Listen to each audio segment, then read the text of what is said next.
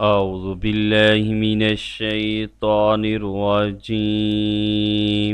بسم الله الرحمن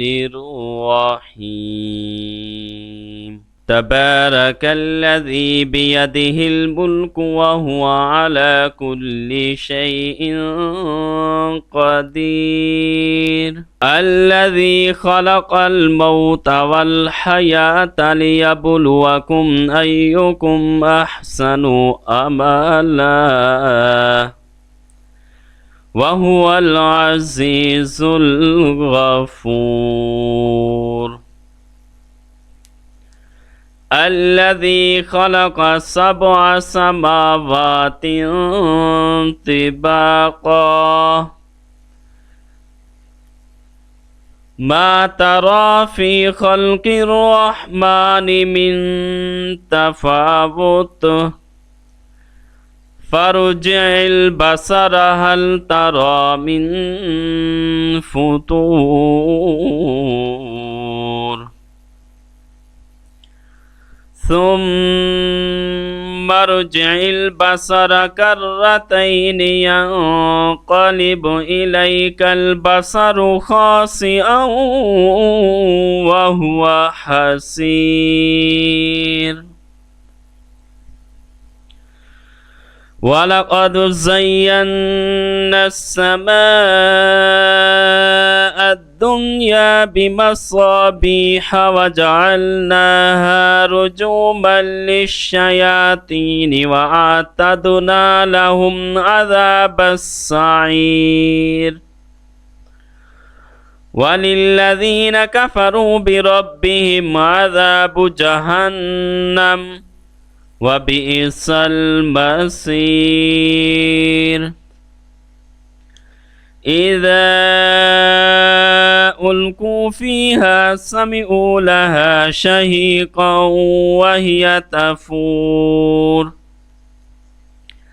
تكاد تميز من الغيظ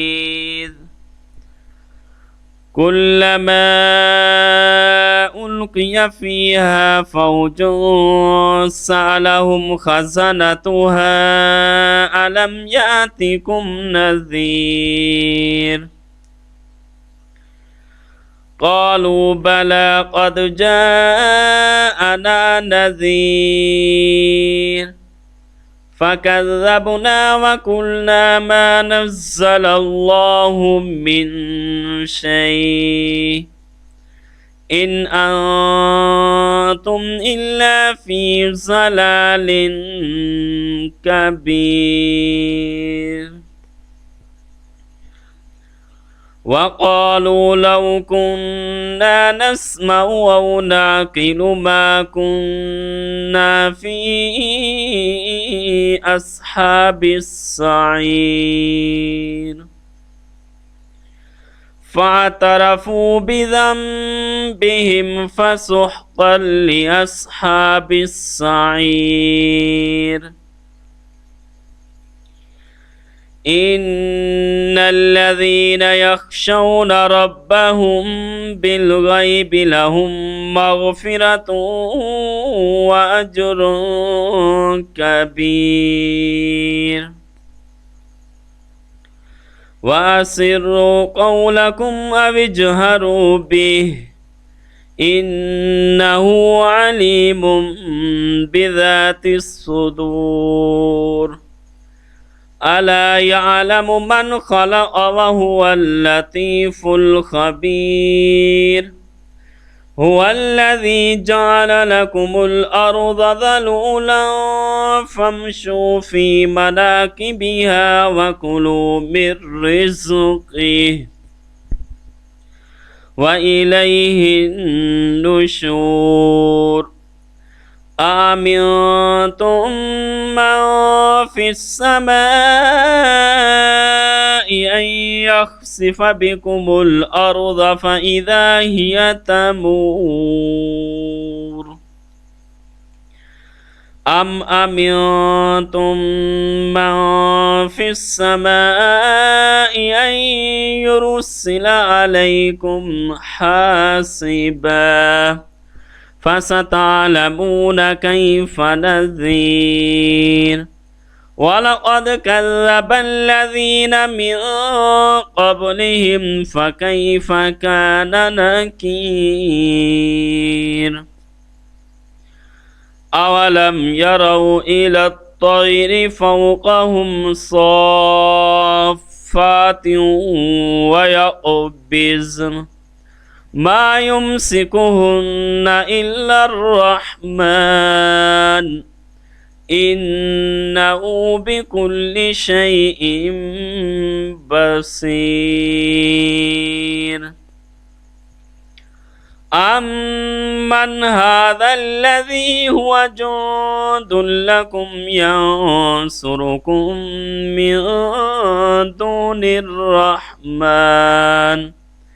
إن الكافرون إلا في غرور أمن هذا الذي يرزقكم إن أمسك رزقه بل لجوا في عتب ونفور أفمن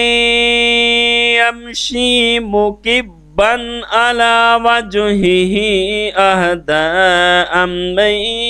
يمشي سويا على صراط مستقيم قل هو الذي أنشأكم وجعل لكم السمع والأبصار والأفئدة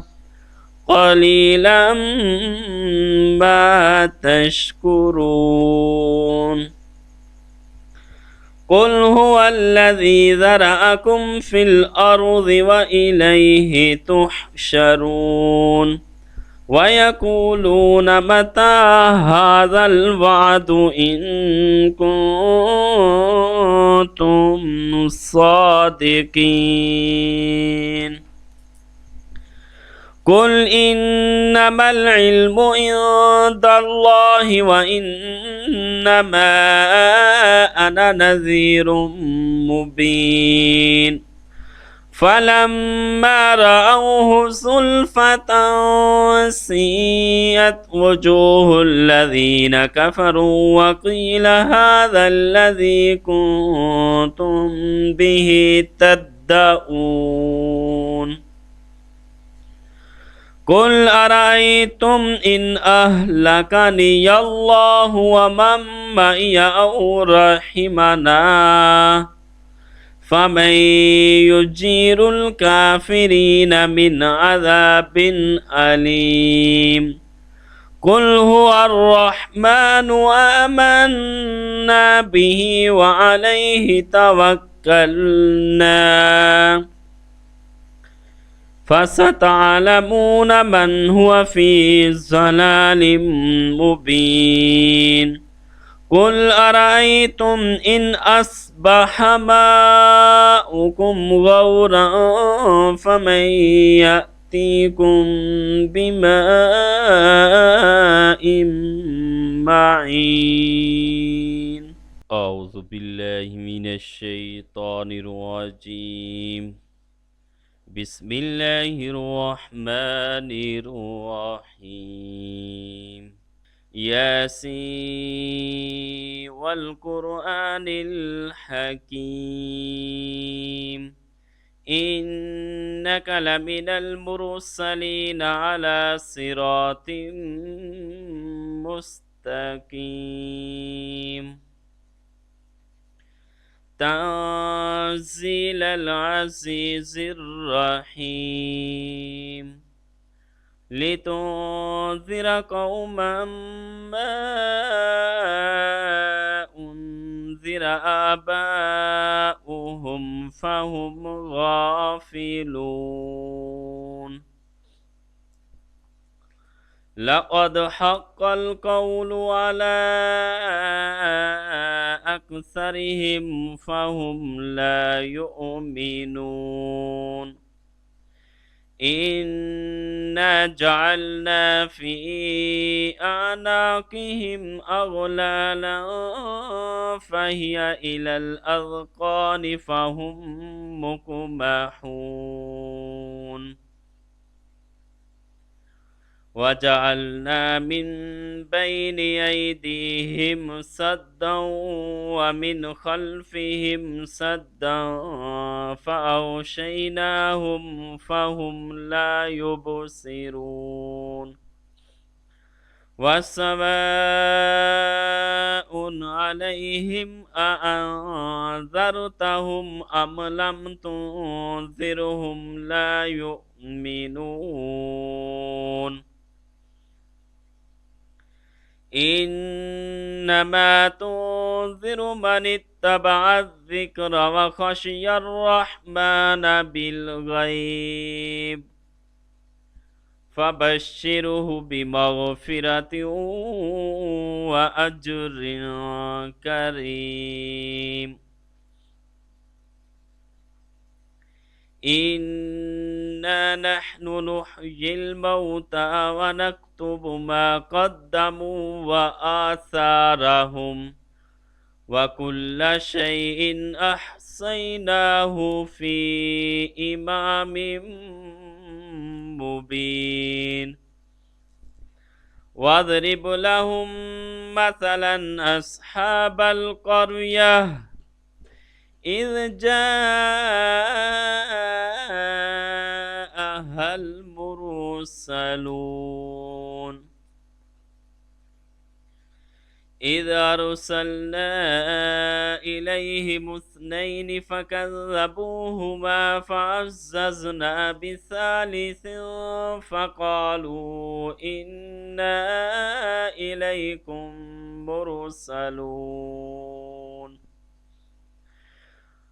قالوا ما أنتم إلا بشر مثلنا وما أنزل الرحمن من شيء إن أنتم إلا تكذبون قالوا ربنا يعلم إنا إليكم لمرسلون وما علينا إلا البلاغ المبين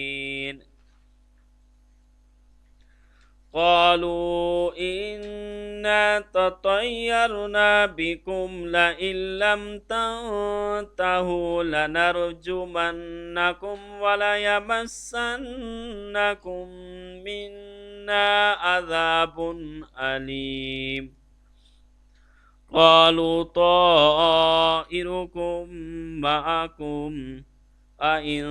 ذكرتم بل أنتم قوم مسرفون وجاء من أقصى المدينة رجل يسعى قال يا قوم اتبعوا المرسلين اتبعوا من لا يسألكم أجرا وهم مهتدون وما لي لا أعبد الذي فطرني وإليه ترجعون أأتخذ من دونه آلهة إن يردني الرحمن بضر لا تغني عني شفاعتهم شيئا ولا ينقذون إني إذا لفي ضلال مبين إني آمنت بربكم فاسمعون قيل ادخل الجنة قال يا ليت قومي يعلمون بما غفر لي ربي وجعلني من المكرمين وما أنزلنا على قومه من بعده من جند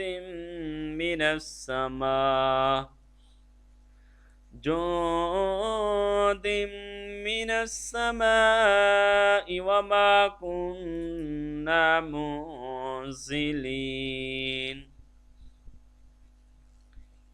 إن كانت إلا صيحة واحدة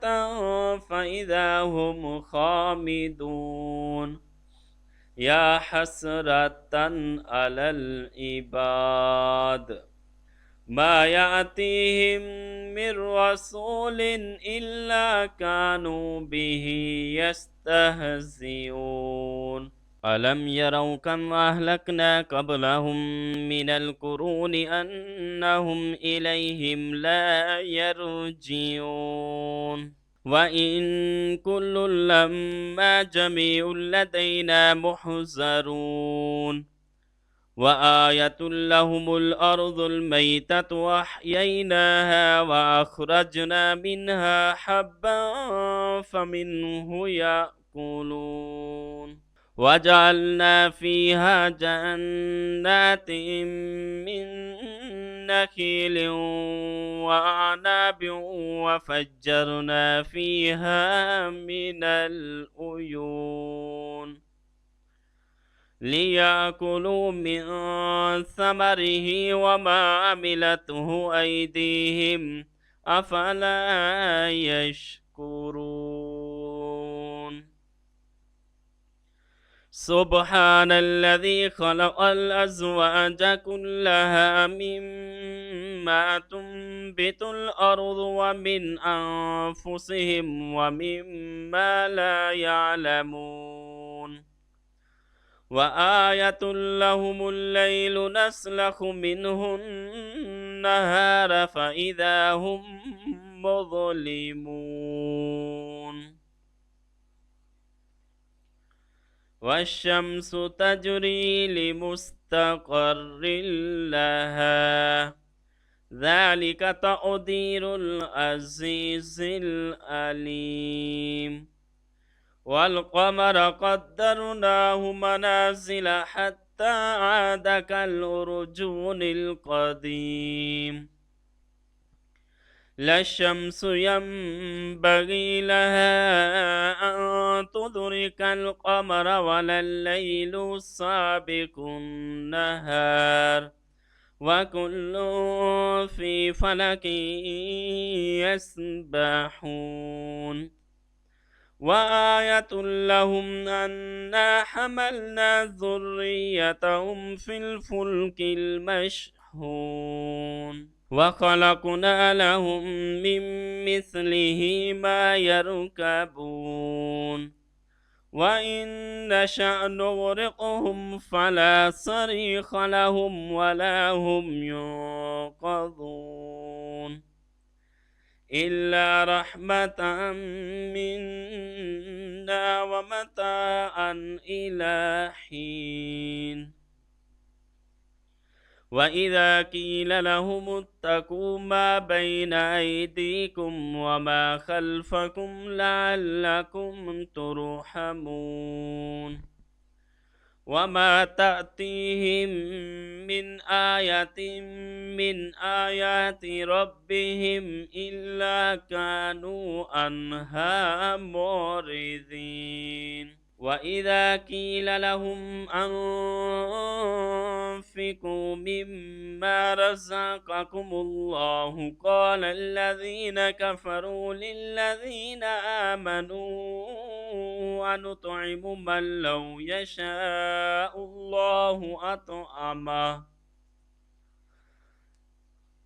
لو يشاء الله أطعمه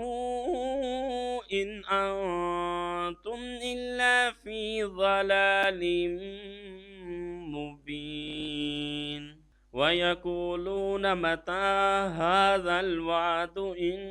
كنتم صادقين ما ينظرون إلا صيحة واحدة تأخذهم وهم يخصمون فلا يستطيعون توصية ولا إلى أهلهم يرجعون ونفخ في الصور فإذا هم من الأجداث إلى ربهم ينسلون قالوا يا ويلنا من بعثنا من مرقدنا هذا ما وعد الرحمن وصدق المرسلون إن كانت إلا صيحة واحدة فإذا هم جميع لدينا محضرون فاليوم لا تظلم نفس شيئا ولا تجزون إلا ما كنتم تعملون إن أصحاب الجنة اليوم في شغل فاكهون هم وأزواجهم في ظلال على الأرائك متكئون لهم فيها فاكهة ولهم ما يدعون سلام قولا من رب رحيم وامتازوا اليوم أيها المجرمون ألم أعهد إليكم يا بني آدم ألا تعبدوا الشيطان إنه لكم عدو مبين وأن اعبدوني هذا صراط مستقيم ولقد أضل منكم جبلا كثيرا أفلم تكونوا تعقلون هذه جهنم التي كنتم توعدون اصلوها اليوم بما كنتم تكفرون اليوم نختم على أفواههم وتكلمنا أيديهم وتشهد أرجلهم بما كانوا يكسبون ولو نشاء لطمسنا على أعينهم فاستبقوا الصراط فأنى يبصرون ولو نشاء لمسخناهم على مكانتهم فما استطاعوا مضيا ولا يرجعون ومن نؤمره ننكسه في الخلق أفلا يعقلون وما علمناه الشعر وما ينبغي له إن هو إلا ذكر وقرآن مبين لينذر من كان حيا ويحق القول على الكافرين أولم يروا أنا خلقنا لهم مما عملت أيدينا أنعاما فهم لها مالكون وذللناها لهم فمنها ركوبهم ومنها يأكلون ولهم فيها منافع ومشارب أفلا يشكرون واتخذوا من دون الله آلهة لعلهم ينصرون لا يستطيعون نصرهم وهم لهم جند محضرون فلا يحزنك قولهم إنا نعلم ما يسرون وما يعلنون أولم ير الإنسان أنا خلقناه من نطفة فإذا هو خصيم مبين وضرب لنا مثلا ونسي خلقه قال من يحيي العظام وهي رميم قل يحييها الذي أنشأها أول مرة وهو بكل خلق عليم الذي جعل لكم من الشجر الأخضر نارا فإذا أنتم منه توقدون أوليس الذي خلق السماوات والأرض بقادر على أن يخلق مثلهم بلى وهو الخلاق العليم إنما أمره إذا أراد شيئا أن يقول له كن فيكون فسبحان الذي بيده ملكوت كل شيء وإليه ترجعون أعوذ بالله من الشيطان الرجيم بسم الله الرحمن الرحيم الرحمن علم القرآن خلق الإنسان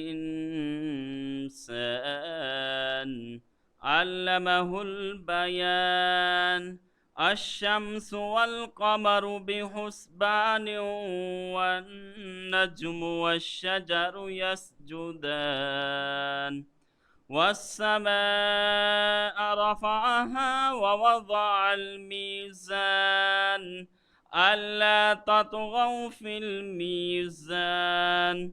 وأقيموا الوزن بالقسط ولا تخسروا الميزان والأرض وضعها للأنام فيها فاكهة والنخل ذات الأكمام والحب ذو العصف والريحان فبأي آلاء ربكما تكذبان خلق الإنسان من صلصال كالفخار وخلق الجن من مارج من نار فبأي آلاء ربكما تكذبان رب المشرقين ورب المغربين فبأي آلاء ربكما تكذبان مرج البحرين يلتقيان بينهما برزخ لا يبغيان فبأي آلاء ربكما تكذبان يخرج منهما اللؤلؤ والمرجان فبأي آلاء ربكما تكذبان وله الجوار المنشآت في البحر كالأعلام فبأي آلاء ربكما تكذبان كل من عليها فان ويبقى وجه ربك ذو الجلال والإكرام فبأي آلاء ربكما تكذبان يسأله من في السماوات والأرض كل يوم هو في شأن فبأي آلاء ربكما تكذبان سنفرغ لكم أيها الثقلان فبأي آلاء ربكما تكذبان يا معشر الجن والإنس إن استطعتم أن تنفذوا من أقطار السماوات والأرض فانفذوا لا تنفذون إلا بسلطان فبأي آلاء ربكما تكذبان يرسل عليكما شواظ من نار ونحاس فلا تنتصران فبأي آلاء ربكما تكذبان فإذا انشقت السماء فكانت وردة كالدهان فبأي آلاء ربكما تكذبان فيومئذ لا يسأل عن ذنبه إنس ولا جان فبأي آلاء ربكما تكذبان يعرف المجرمون بسيماهم فيؤخذ بالنواصي والأقدام فبأي آلاء ربكما تكذبان هذه جهنم التي يكذب بها المجرمون يطوفون بينها وبين حميم آن فبأي آلاء ربكما تكذبان ولمن خاف مقام ربه جنتان فبأي آلاء ربكما تكذبان ذواتا أفنان فبأي آلاء ربكما تكذبان فيهما عينان تجريان فبأي آلاء ربكما تكذبان فيهما من كل فاكهة زوجان فبأي آلاء ربكما تكذبان متكئين على فرش بطائنها من استبرق وجنى الجنتين دان فبأي آلاء ربكما تكذبان فيهن قاصرات الطرف لم يطمثهن إنس قبلهم ولا جان فبأي آلاء ربكما تكذبان كأنهن الياقوت والمرجان فبأي آلاء ربكما تكذبان هل جزاء الإحسان إلا الإحسان فبأي آلاء ربكما تكذبان ومن دونهما جنتان فبأي آلاء ربكما تكذبان مدهامتان فبأي آلاء ربكما تكذبان فيهما عينان نضاختان فبأي آلاء ربكما تكذبان فيهما فاكهة ونخل ورمان فبأي آلاء ربكما تكذبان فيهن خيرات حسان فبأي آلاء ربكما تكذبان حور مقصورات في الخيام فبأي آلاء ربكما تكذبان لم يطمثهن إنس قبلهم ولا جان فبأي آلاء ربكما تكذبان متكئين على رفرف خضر وعبقري حسان فبأي آلاء ربكما تكذبان تبارك اسم ربك ذي الجلال والإكرام أعوذ بالله من الشيطان الرجيم بسم الله الرحمن الرحيم يا أيها المزمل قم الليل إلا قليلا نصفه أو انقص منه قليلا أو زد عليه ورتل القرآن ترتيلا إنا سنلقي عليك قولا ثقيلا إن ناشئة الليل هي أشد وطئا وأقوم قيلا إن لك في النهار سبحا طويلا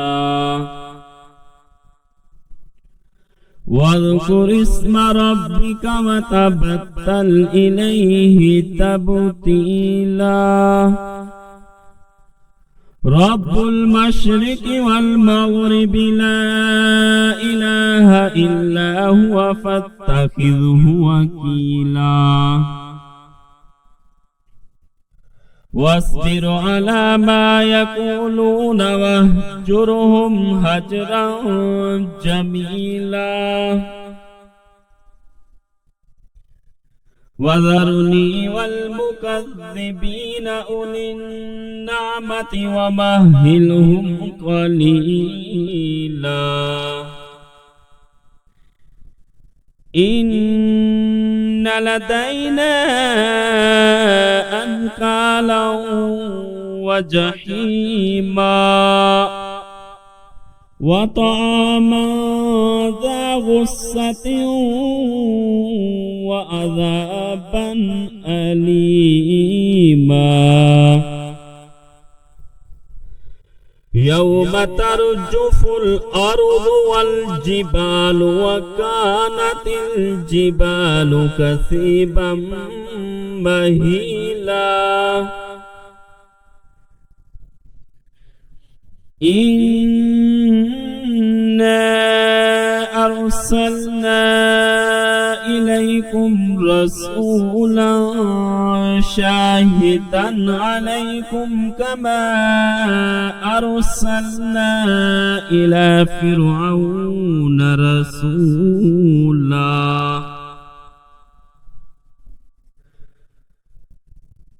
فعصى فرعون الرسول فأخذناه أخذا وبيلا فكيف تتقون إن كفرتم يوما يجعل الولدان شيبا السماء منفطر به كان وعده مفعولا إن هذه تذكرة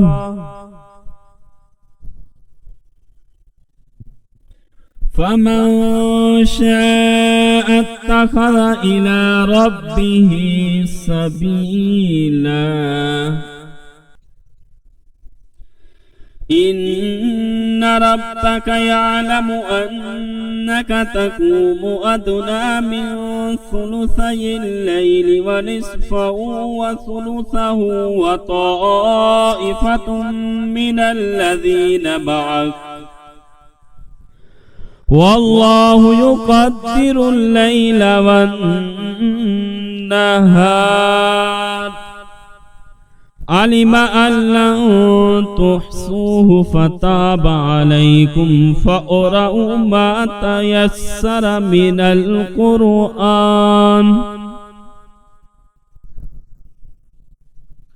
علم أن سيكون منكم مرضى وآخرون يضربون في الأرض يبتغون من فضل الله